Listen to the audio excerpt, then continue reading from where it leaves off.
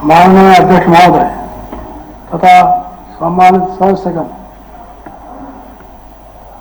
नवगठित 15वीं हरियाणा विधानसभा के प्रथम सत्र को संबोधित करते हुए मुझे अत्यंत हर्ष का अनुभव हो रहा है। इस गरिमामय सदन के सदस्य बनने पर मैं आप सबको शुभकामनाएं देता हूं तथा आपका हार्दिक अभिनंदन करता हूं। प्रदेशवासियों ने हाल ही में संपन्न चुनाव प्रक्रिया में बढ़ चढ़कर भाग लिया और आप लोगों को अपने अधिकारों का पैरोकार बनाकर विधानसभा रूपी राज्य की इस पंचायत में भेजा है। मुझे विश्वास है कि विधायक के रूप में आप सभी अपने दायित्वों का निर्वहन पूरी निष्ठा और समर्पण भाव से करेंगे। इस 15वीं विधानसभा के 90 सदस्यों में 40 सदस्य ऐसे हैं जो पहली बार चुनकर आए। मैं उन सभी सदस्यों का विशेष स्वागत करता हूं। 14वीं विधानसभा में नवरत्न रूपी 9 महिला सदस्य चुनकर आई थी। मुझे बहुत खुशी है कि इस बार यह संख्या करीब 1.5 गुना बढ़कर 13 हो गई है।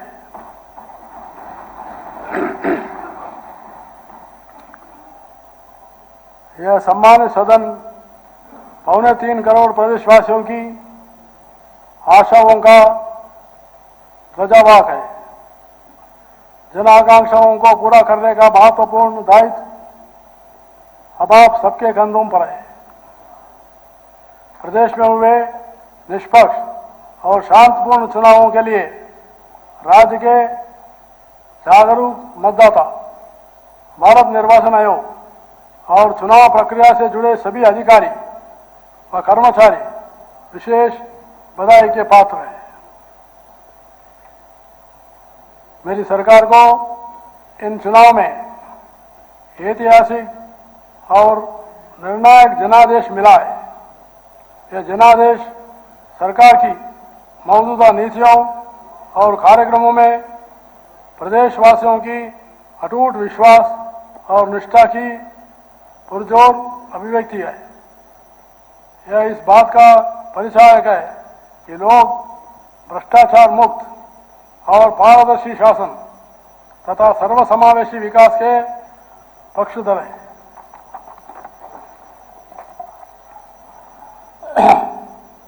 यह जनादेश इस बात का प्रमाण है कि प्रदेश के आम जन ने सरकार की नीतियों को पसंद किया है और उस पर अपनी सहमति और स्वीकृति की मोहर लगाई है। हमारे प्रदेश के इतिहास में पहली बार ऐसा हुआ है कि किसी सरकार पर लगातार तीसरी बार भरोसा जताया गया है। वर्ष 2024 का यह चुनाव नीति, नियत, निष्ठा और निर्णयों पर विश्वास का चुनाव रहा है। मेरी सरकार ने 10 वर्ष से सेवा, सुरक्षा, सुशासन, सहयोग और अंत्योदय उद्यान का जो मिशन चलाया है, यह उस पर समर्थन की मोहर है। यह जनादेश है कि हरियाणा को विकसित बनाने का काम नॉन स्टॉप चलता रहे और हम अपने लक्ष्यों की प्राप्ति करें। राज्य के विकास से देश का विकास, इसी भावना के साथ मेरी सरकार आगे बढ़ते रहेगी। आज मुझे यह कहते हुए बड़े संतोष का अनुभव हो रहा है कि प्रदेश में गत 10 वर्ष में क्षेत्रवाद और परिवारवाद की संकीर्ण सोच से ऊपर उठकर काम हुआ है। साथ ही सरकार ने शिक्षा, स्वास्थ्य, सुरक्षा, स्वावलंबन और स्वाभिमान पर बल देकर प्रदेश के विकास को नई ऊर्जा और नई गति दी है।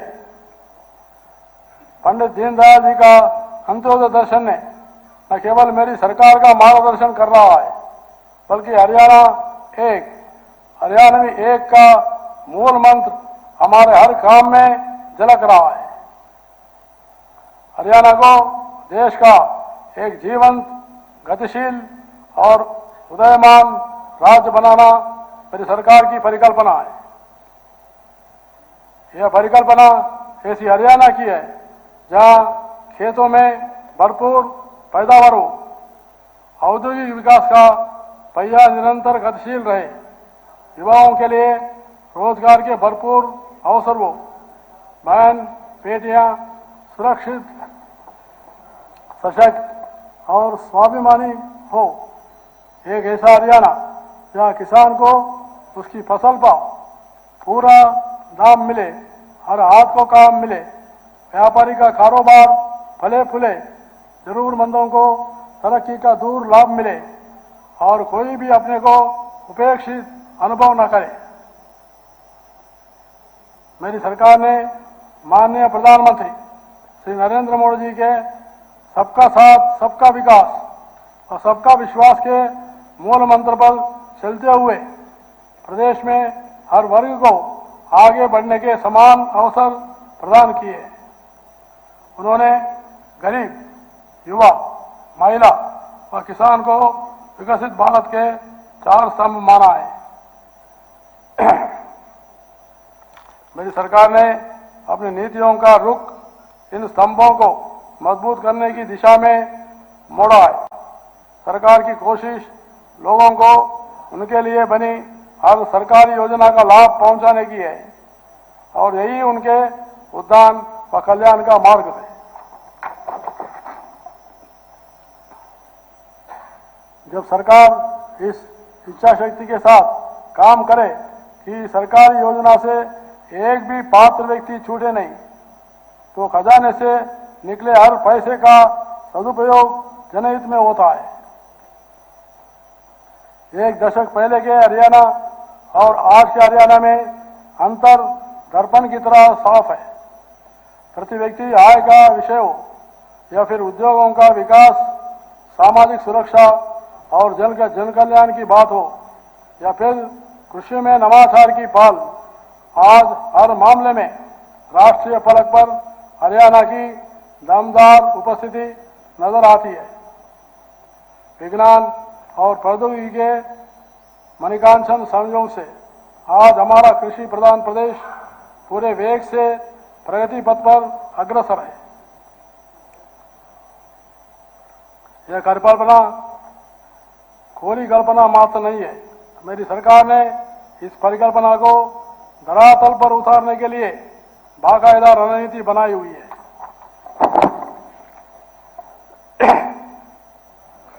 चुनाव पूर्व जारी किए गए संकल्प पत्र को आधार बनाकर आगामी 5 वर्ष में प्रदेश के हर वर्ग और हर क्षेत्र की बेहतरी के लिए काम करना मेरी सरकार की प्राथमिकता रहेगी।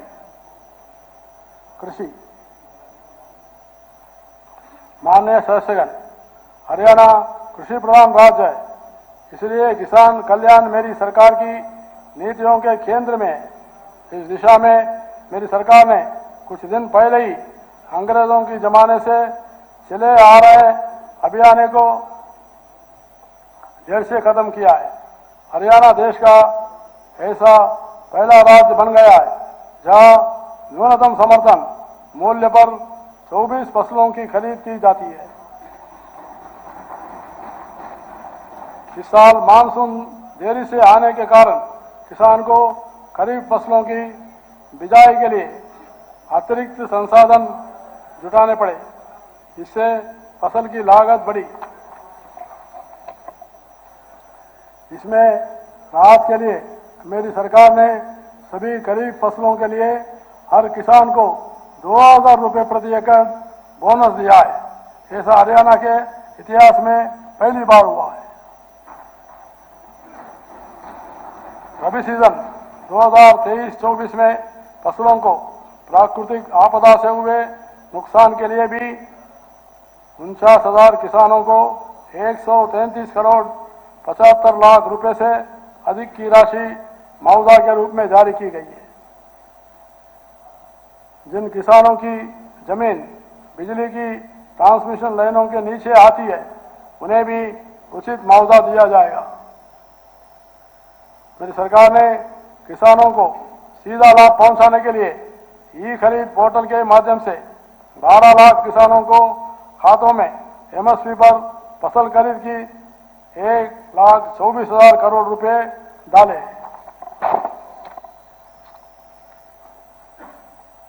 मेरी सरकार प्रदेश की वर्तमान जरूरतों को देखते हुए अपनी कृषि व्यवस्था में बदलाव कर रही है।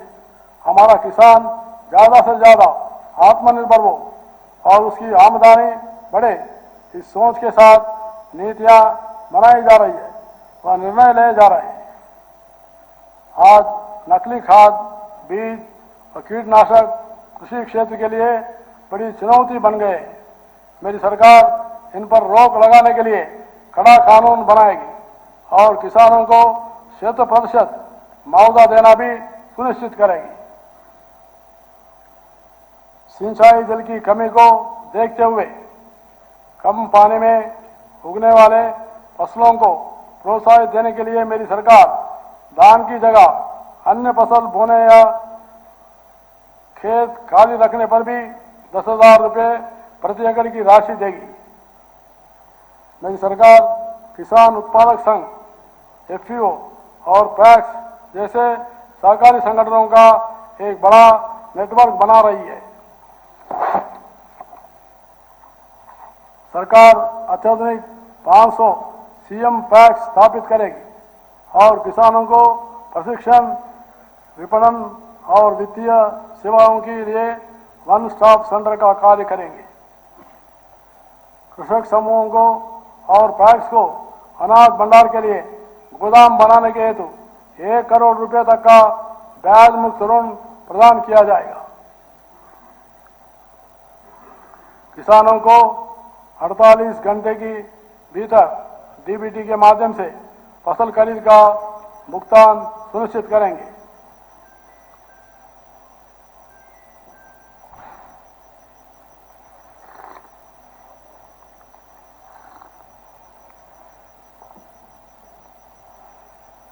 जल संसाधन और सिंचाई। माननीय सदस्यगण, पानी की कमी आज विश्वव्यापी समस्या बन चुकी है। इसलिए मेरी सरकार पानी की एक एक बूंद का इष्टतम उपयोग करने तथा वितरण में होने वाली पानी की बर्बादी को रोकने के लिए प्रतिबद्ध है। इसके लिए नहरों के बुनियादी ढांचे में सुधार जारी रखा जाएगा। सूक्ष्म सिंचाई 19,716 तालाबों के जीर्णोद्धार, गंदे पानी के उपचार एवं प्रबंधन की नीतियां जारी रखी जाएगी। मेरी सरकार रावी ब्यास नदियों के पानी का अपना वाहिद भाग प्राप्त करने और सतलुज यमुना लिंक नहर को पूरा करवाने के लिए प्रतिबद्ध है तथा इस मामले में निरंतर ठोस पैरवी की जा रही है। महिला एवं बाल विकास। माननीय सदस्यगण, प्रदेश में आंगनवाड़ी कार्यकर्ताओं के मानदेय में 750 रुपये और सहायिकाओं को मानदेय में 400 रुपये मासिक की बढ़ोतरी की गई है। 10 वर्ष का अनुभव रखने वाली आंगनवाड़ी कार्यकर्ताओं को 14,750 रुपये, 10 वर्ष से कम अनुभव वाली आंगनवाड़ी कार्यकर्ताओं तथा मिनी आंगनवाड़ी कार्यकर्ताओं को 13,250 रुपये और सहायिका को 7,900 रुपये मानदेय दिया जा रहा है। माननीय प्रधानमंत्री श्री नरेंद्र मोदी जी के द्वारा वर्ष 2015 में पानीपत की ऐतिहासिक तरह से शुरू किए गए बेटी बचाओ बेटी पढ़ाओ अभियान ने प्रदेश में जागरूकता बढ़ाने में महत्वपूर्ण भूमिका निभाई है। इस अभियान के फलस्वरूप प्रदेश में लिंगानुपात वर्ष 2014 के 871 से सुधरकर 900 से अधिक हो गया है। महिला कर्मचारियों को घर के समीप ही काम करने की सुविधा देने के लिए ग्रुप सी व डी की महिला कर्मचारियों को उनके मनचाहे जिले में तैनात करने के लिए नीति लागू की जाएगी। रात्रि शिफ्ट में काम करने वाली सभी महिलाओं को सुरक्षित परिवहन सुविधा भी प्रदान की जाएगी। युवा कल्याण एवं रोजगार माननीय सदस्यगण, मेरी सरकार प्रदेश के हर युवा को बड़े सपने देखने और उन्हें साकार करने के लिए जरूरी माहौल बनाने का काम निरंतर कर रही है। बीते 10 वर्ष में ऐसी हर रुकावट को हटाया गया है, जिसके कारण युवाओं को लटकना या भटकना पड़ता था। सरकार ने ग्रुप सी व डी की भर्तियों में इंटरव्यू को खत्म किया है। साथ ही योग्यता के आधार पर भर्ती अभियान चलाकर बिना पर्ची के 1,70,000 से अधिक युवाओं को सरकारी नौकरी देकर उनका मनोबल बढ़ाया। मेरी सरकार ने हाल ही में 26,000 युवाओं को सरकारी नौकरी देकर चुनावों से पूर्व किए अपने वादे पर खरा उतरने का काम किया है। सरकार ने आउटसोर्सिंग पॉलिसी पार्ट 1 और पार्ट 2 सहित HKRN के तहत कार्यरत लगभग 1,20,000 अनुबंधित कर्मचारियों की सेवाओं को सेवानिवृत्ति की तिथि तक सुरक्षित रखने की गारंटी दी है। मेरी सरकार 2 लाख युवाओं को सरकारी नौकरी देने के लिए संकल्पबद्ध है। इसके अलावा 5 लाख युवाओं के लिए अन्य रोजगार के अवसर दिए जाएंगे तथा नेशनल अप्रेंटिसशिप प्रमोशन योजना में माध्यम से 1 लाख मासिक स्टाइपेंड की सहायता भी दी जाएगी। CET की परीक्षा पास करने वाले सभी युवा जिनको 1 साल में नौकरी नहीं मिलेगी, उन्हें अगले 2 वर्ष तक 9,000 रुपये मासिक दिए जाएंगे। विदेशों में रोजगार पाने की इच्छुक युवाओं को सरकार उचित मार्गदर्शन और मदद प्रदान करेगी। टंकी रूट की समस्या को पूरी तरह समाप्त करने के लिए विस्तृत योजना बनाई जाएगी। शिक्षा एवं कौशल विकास माननीय सदस्यगण, स्वामी विवेकानंद जी ने कहा है कि शिक्षा देश व प्रदेश की वर्तमान जरूरतों को पूरा करने वाली होनी चाहिए। इसी उद्देश्य से मेरी सरकार ने नई राष्ट्रीय शिक्षा नीति को अगले साल तक पूरी तरह लागू करने का लक्ष्य रखा हुआ है। अब युवाओं को भारतीय भाषाओं में इंजीनियरिंग की पढ़ाई करने का विकल्प मिला है। मेरी सरकार हरियाणा को वैश्विक शिक्षा का केंद्र बनाने के लिए संकल्पबद्ध है। प्रदेश में आर्टिफिशियल इंटेलिजेंस और आधुनिक स्किल्स का प्रशिक्षण प्रदान किया जाएगा। राज्य के शीर्ष प्रांत सरकारी इंजीनियरिंग कॉलेजों को हरियाणा प्रौद्योगिकी संस्थान बनाया जाएगा। आज हरियाणा भूस्थानिक ज्ञान और अंतरिक्ष प्रौद्योगिकी में अग्रणी होने के लिए तैयार है, जो आर्टिफिशियल इंटेलिजेंस, मिशन लर्निंग और जनरेटिव आर्टिफिशियल इंटेलिजेंस में भारत की प्रगति पर आधारित है। नागरिक संसाधन सूचना विभाग के तहत हरियाणा अंतरिक्ष अनुप्रयोग केंद्र हर्सक के माध्यम से सरकार स्मार्ट, सामाजिक रूप से प्रभावशाली और समावेशी शासन के लिए जियो आर्टिफिशियल इंटेलिजेंस का उपयोग करके समुदाय केंद्रित पहलों को आगे बढ़ा रही है। सरकार एक सशक्त कार्य समूह और उद्योग भागीदारी के समर्थन से अपने स्वयं के उपग्रहों को डिजाइन करने और बनाने के लिए एक साहसिक दृष्टिकोण की दिशा में काम कर रही है। नागरिक सहभागिता के प्रति हर्षक की प्रतिबद्धता के साथ हरियाणा टिकाऊ समुदाय केंद्रित निर्णय लेने के लिए तैयार है, जो अंतरिक्ष प्रयोग की और नवाचार में अग्रणी है। खेल माननीय सदस्यगण, आज हमारे युवाओं को खेल में भी आगे बढ़ने के नए अवसर मिल रहे हैं। हमारे युवा खेल जगत में बड़ी उपलब्धियां प्राप्त कर देश प्रदेश का नाम रोशन कर रहे हैं। मेरी सरकार के प्रभावी प्रयासों का ही परिणाम है कि प्रदेश के युवा खिलाड़ी वैश्विक मंचों पर रिकॉर्ड संख्या में मेडल जीत रहे हैं। हमें गर्व है, कुछ ही दिन पहले पेरिस ओलंपिक में 2024 में देश को मिले कुल 6 पदकों में से 4 पदक हमारे खिलाड़ियों ने जीते हैं। इसके अतिरिक्त कांस्य पदक विजेता हॉकी की टीम में भी हरियाणा के 3 खिलाड़ी शामिल थे।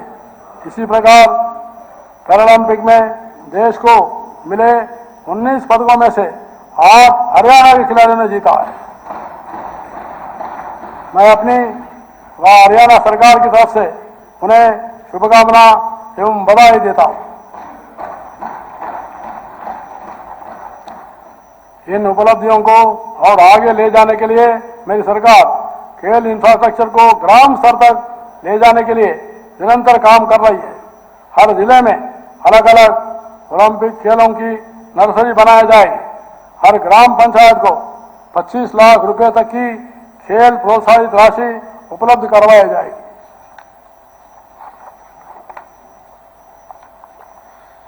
वीरों का सम्मान।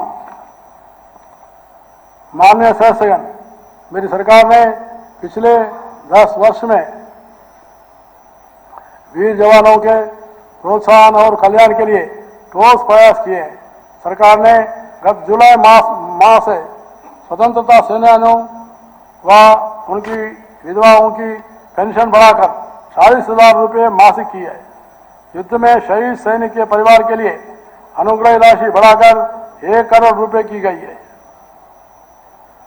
हाल ही में आपातकाल सत्याग्रहियों की पेंशन 10,000 रुपये से बढ़ाकर 20,000 रुपये की गई है।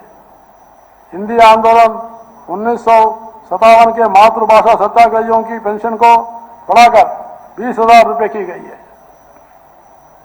मेरी सरकार हरियाणवी अग्निवीर को सरकारी नौकरी देने के लिए संकल्पबद्ध है। पूर्व सैनिकों को 5 साल तक की भुगतान अवधि के साथ 10 लाख रुपए तक का ब्याज मुक्त ऋण दिया जाएगा। वीर उड़ान योजना के तहत पूर्व सैनिकों को व्यावसायिक परीक्षण और कौशल प्रमाण पत्र करने के लिए डीबीटी के माध्यम से एक मुश्त 50,000 रुपये प्रदान किए जाएंगे।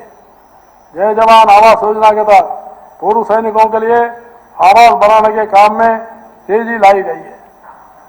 सबसे पहले सबसे गरीब का उत्थान।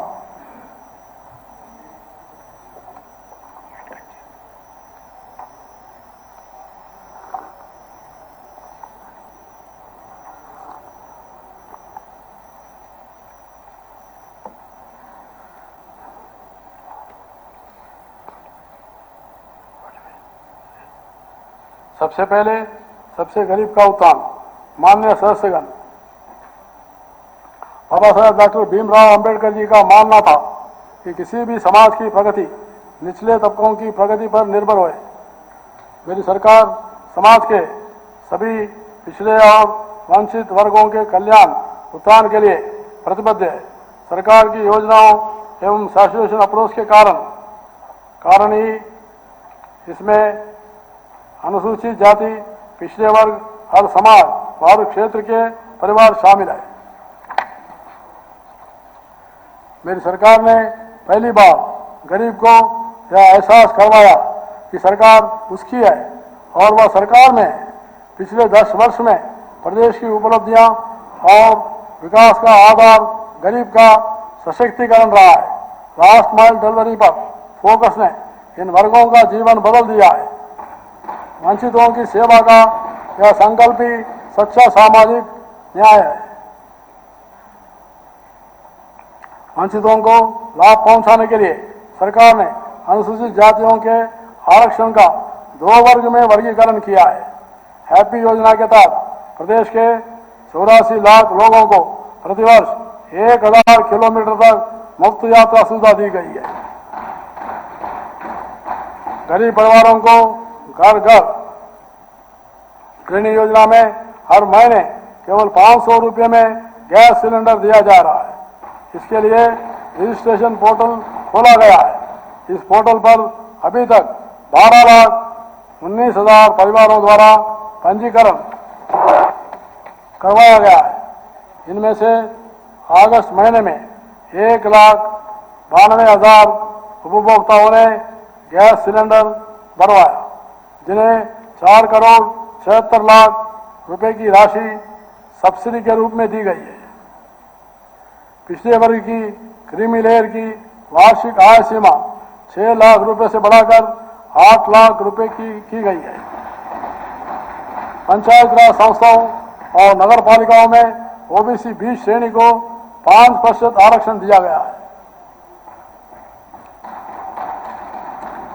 गरीब परिवारों को मुख्यमंत्री शहरी आवास योजना के तहत शहरों में 15,000 परिवारों को 30-30 वर्ग गज के प्लाट दिए जाएंगे।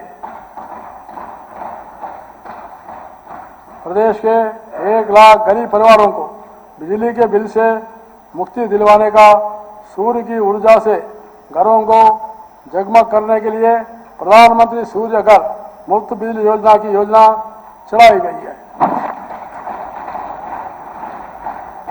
घरेलू बिजली उपभोक्ताओं का राहत देते हुए बिजली का मंथली मिनिमम चार्ज समाप्त किया गया। इससे 9,50,000 गरीब परिवारों को घरेलू बिजली बिलों में 2% से 91% तक राहत मिलेगी। मेरी सरकार डीए और पेंशन को जोड़ने वाली वैज्ञानिक फॉर्मूला के आधार पर सभी सामाजिक सुरक्षा पेंशनों की राशि में वृद्धि करेगी।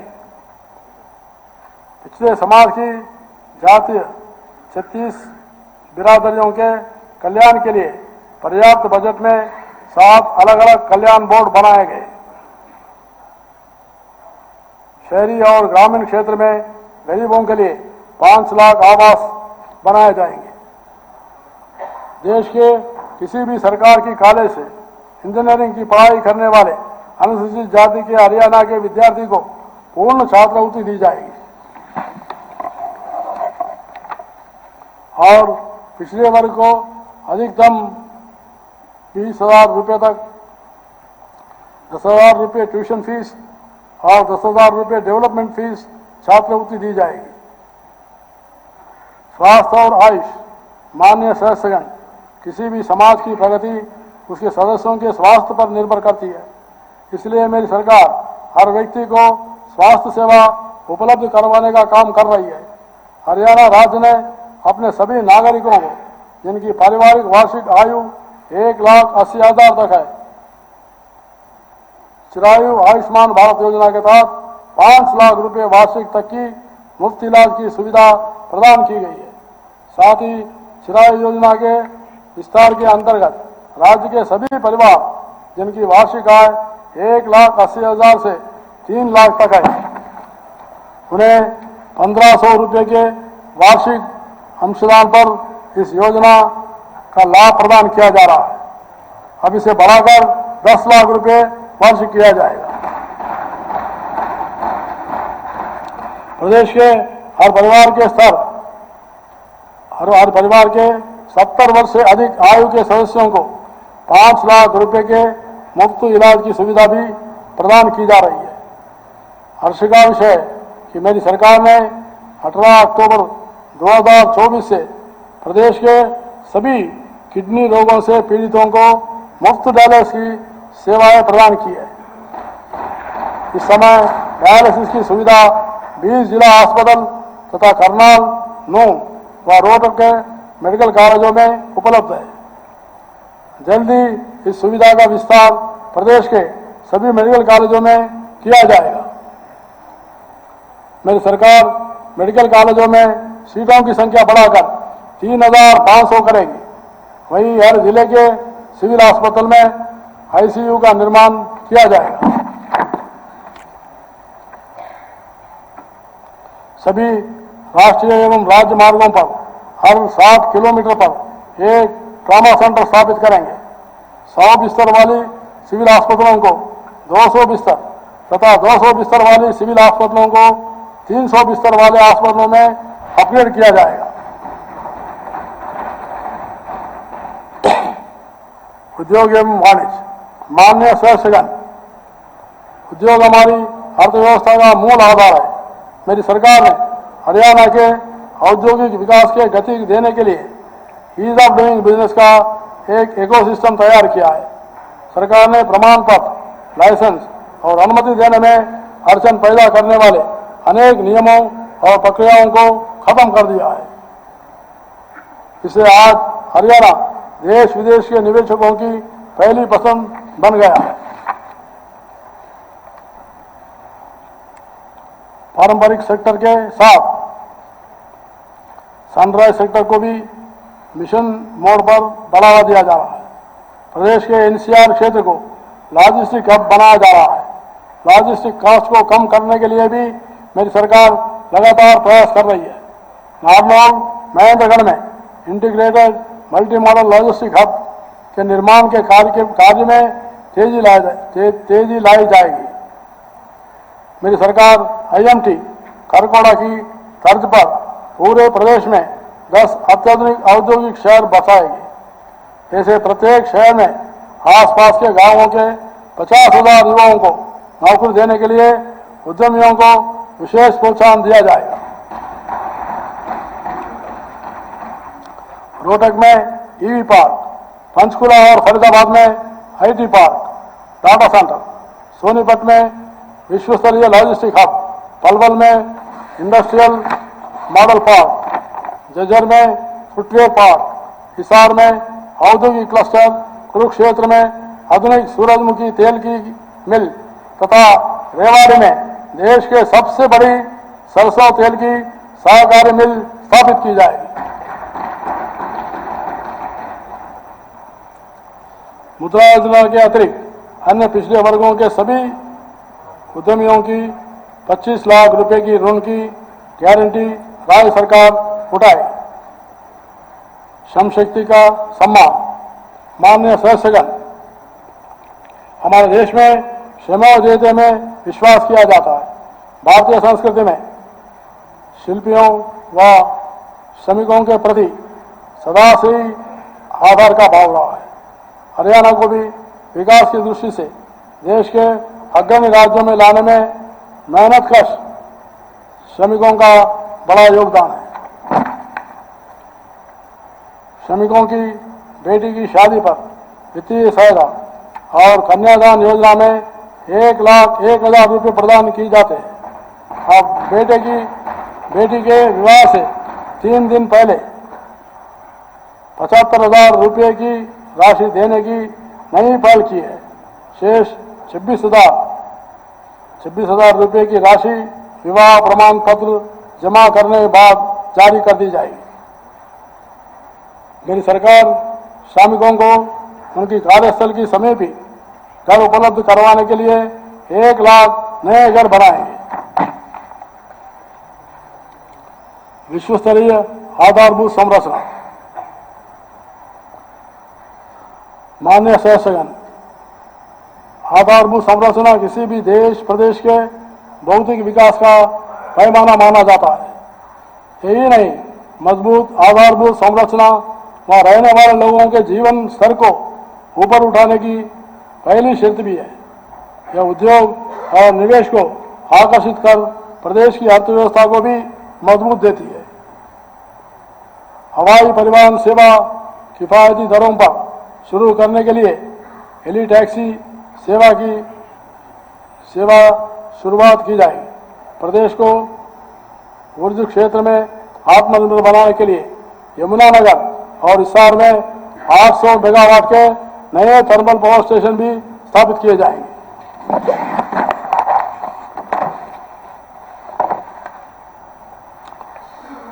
हमारी धरोहर हमारी विरासत। माननीय सदस्यगण, मेरी सरकार भौतिक विकास के साथ प्रदेश की विरासत और महान सांस्कृतिक धरोहर को भी संजोने का काम कर रही है। इसी दिशा में महापुरुषों के जीवन से प्रेरणा और सीख प्राप्त करने के लिए प्रदेश में उनकी जयंतियां राज्य स्तर पर मनाई जाती है। इसके लिए संत महापुरुष सम्मान एवं विचार प्रसार योजना चलाई जा रही है। मेरी सरकार इस योजना को आगे बढ़ाते हुए संतों व महापुरुषों की जयंतियों को मनाने जारी रखेगी। सरकार ने अपने कैलेंडर में भी संतों व महापुरुषों की जयंतियों की विशिष्ट दिवस सूची प्रकाशित की है, ताकि नई पीढ़ियां उनकी जयंती को याद रखे और उसे धूमधाम से मनाए।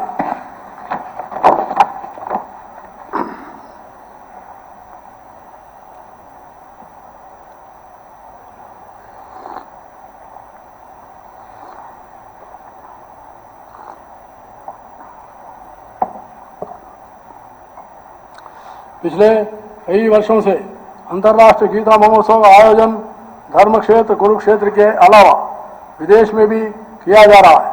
मेरी सरकार गीता के संदेश को मानव मात्र में पहुंचाने के लिए अंतर्राष्ट्रीय गीता जयंती मेला प्राधिकरण का गठन करेगी। ज्योतिसर में चल रही महाभारत थीम परियोजना पर तेजी से काम करे कुरुक्षेत्र को प्रमुख आध्यात्मिक केंद्र के रूप में विकसित किया जाएगा। मेरी सरकार सरस्वती नदी को पुनः जीवित करने के लिए उसके जल बहाव को बहाल करेगी। तीर्थ भारतीय संस्कृति के जीवन की ऊर्जा की स्रोत है, इसलिए मेरी सरकार तीर्थों के दर्शन के लिए मुख्यमंत्री तीर्थ यात्रा योजना के तहत बुजुर्गों को अयोध्या में भगवान श्री रामलाल जी के दर्शन के लिए सरकार के खर्च पर लेकर जाएगी। अब इस योजना का विस्तार करते हुए माता वैष्णवी देवी और शिरडी जैसे अन्य तीर्थ स्थलों को भी इस योजना में शामिल किया जाएगा।